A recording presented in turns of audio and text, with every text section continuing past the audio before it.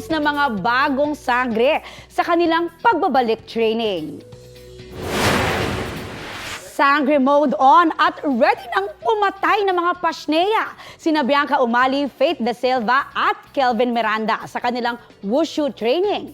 Kasama rin nila sina Shube Etrata at Bianca Manalo sa pagbisita ng inyong kumare na itchika nila na challenging ang kanilang training. Pero kailangan daw yon para mas mahasa at mapaganda ang kanilang fight scenes.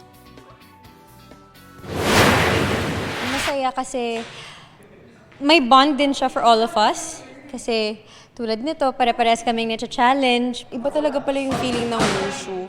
Kasi the way na i-extend mo yung body mo with control and power at the same time. Kailangan talaga, yung galaw broad.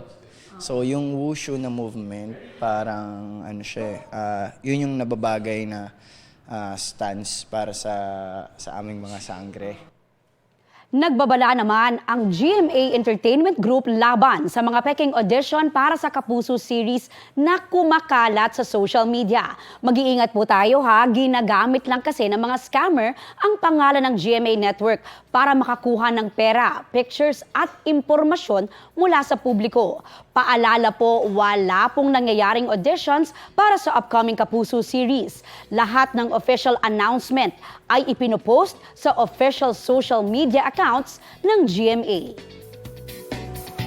Kapuso, para sa mga maiinit na balita, mag-subscribe sa GMA Integrated News sa YouTube.